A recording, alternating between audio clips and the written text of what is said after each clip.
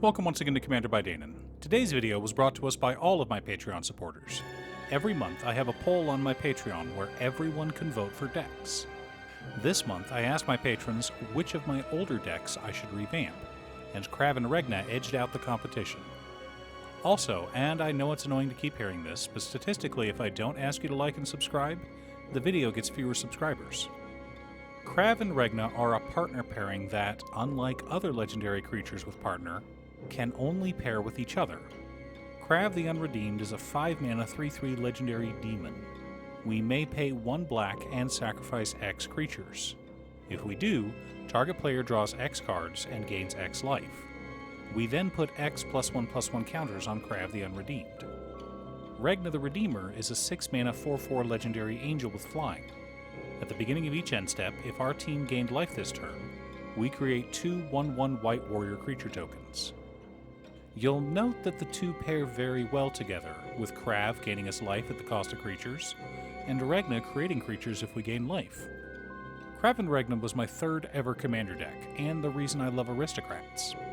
Over the years I've realized there are many ways to build an Aristocrats deck, but broadly defined, you can build it one of 2 ways: stacks and life gain. In other words, are you running effects like Grave Pact in your Aristocrats deck? Or cards like Veto, Thorn of the Dusk Rose? You can run both, but that doesn't leave a lot of room for much else, including ramp and interaction. In order to be an Aristocrats deck, you need 3 pieces: sacrifice outlets, creatures to sacrifice, and payoffs for sacrificing those creatures. So your deck is designed with the idea of making a ton of tokens and then sacrificing them. If you've got a Grave Pact on board, you basically shut down any creature-based strategy. Most decks are not designed to pump out token fodder as quickly as Aristocrats decks are. This is why most people have a strong hatred for Aristocrats decks. But I wanted something a little bit less vicious. Yes, I'm known for playing evil decks, but my first 2 commander decks were the Locust God and Kalia of the Vast. And playing those decks against more casual players feels bad. I don't enjoy stomping a table.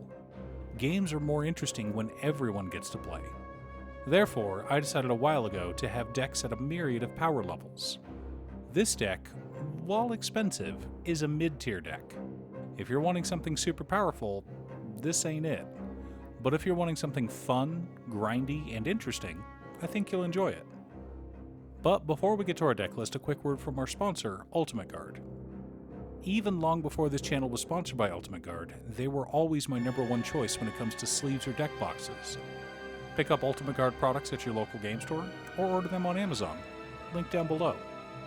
In order to build a functional commander deck, you need lots of different pieces, which is why I try to rely on my handy-dandy checklist. 50 mana sources, usually split between 37 lands and 13 pieces of ramp, 10 pieces of card advantage, 8 to 10 pieces of spot removal, 2 to 3 board wipes, 2 pieces of graveyard hate, and 1 sudden I win card. Oh, one more quick announcement before we get started. I'm going to be streaming on Musings by Danon as well as Twitch. It'll mostly be Final Fantasy XIV, but you're more than welcome to pop in and talk about Commander. Honestly, about half my streams are spent talking about manga, anime, or Commander. For lands, we're running Command Tower, Exotic Orchard, Marsh Flats, Arid Mesa, Verdant Catacombs, Flooded Strand, Bloodstained Mire, Godless Shrine, Vault of Champions, Shattered Sanctum, Isolated Chapel, Shadowy Backstreet, Snowfield Sinkhole, Sunlit Marsh, Tainted Field, Fetid Heath, Caves of Koilos, Bright Climb Pathway, Field of the Dead, Bajuka Bog, 4 plains, 4 snow-covered plains, 4 swamps, and 4 snow-covered swamps. I like to split my basics between snow-covered and normal to help trigger Field of the Dead when my deck is only 2 colors. To help with our mana curve, we've got Pitiless Plunderer, Ashnod's Altar, Solemn Simulacrum, Smothering Tithe, Black Market, Black Market Connections, Soul Ring, Arcane Signet, Talisman of Hierarchy, Orzhov Signet, Marble Diamond, Charcoal Diamond, Thron Dynamo, and Mind Stone. For card advantage, we've got Skull Clamp, Revelark, Laisa, Forgotten Archangel, Sun Titan, Morbid Opportunist, Stinging Study, Victimize, Read the Bones, Sign in Blood, and Phyrexian Arena. A good mix of card draw and graveyard recursion. Don't forget, our commander draws us a ton of cards. For interaction, we've got Priest of Forgotten Gods, Generous Gift, Anguished Unmaking, Stroke of Midnight, Fracture, Leyline of the Void, Ink Shield, Heliod's Intervention, and Authority of the Consuls to help keep our opponents in line. To reset the board, we're running Dam, Farewell, and the Meathook Massacre. Pretty straightforward. For additional token generation, we've got Ophiomancer, Endrixar, Master Breeder, Thalize, Reverent Medium, and Requiem Angel.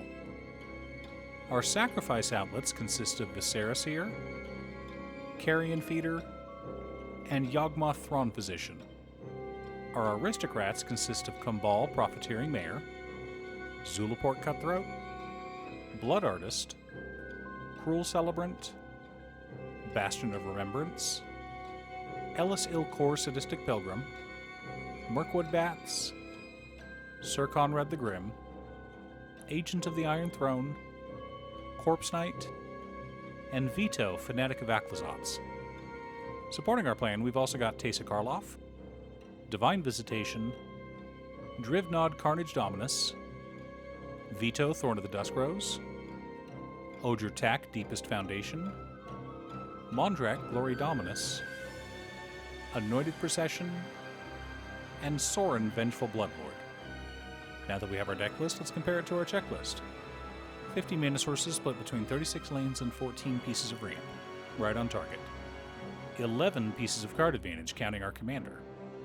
9 pieces of interaction, 3 board wipes, 2 pieces of graveyard hate in Farewell and Bajuka Bog, 1 Sudden Eye win card in the Meathook Massacre.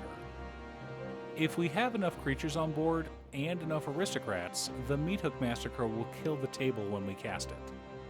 But I said this was a grindy deck, and I'm about to explain why. Ophiomancer makes a 1/1 black snake token every upkeep if we don't already have a snake token. Divine Visitation replaces all token creatures we create with 4/4 angel tokens with flying and vigilance. So every upkeep, Ophiomancer sees that we have no snakes and goes to create one, but Divine Visitation's replacement technique changes that to an angel. So every upkeep, we get a 4/4 flying vigilant angel. 2 if we have an Anointed Procession on board. At that point, most of my opponents tend to scoop. As I stated earlier, this is not a fast nor powerful deck, but it is a fun deck to play. It is grindy and resilient. You've got enough graveyard recursion to reanimate a bunch of creatures, and enough mana ramp to recast your expensive commanders. You'll also probably be left alone, because people will see that you've got 11 mana in the command zone and ignore you. By the time they realize their mistake, it's already too late, and you're draining everyone for 5 or 10 life every turn. Do you have an Aristocrats deck? Who are your commanders? Leave a comment below. Thanks for tuning in. Once again, a huge shout out to my editor Cutestuff. I couldn't make these videos without her. If you'd like to hire her to edit your own videos, she can be reached at cutestuff.edits@gmail.com. Link is down below. If you're looking for ways to support the channel directly, you can head on over to patreon.com/Danon. You can have a video made or just ask for help building or tuning a deck list.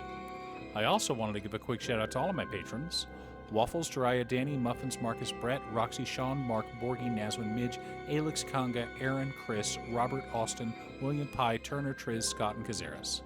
You guys are awesome. I post new Commander Deck videos every weekday, so be sure to subscribe and ring the bell to be notified of new videos. Again, thanks for watching, and I'll see you all again next time on Commander by Danon.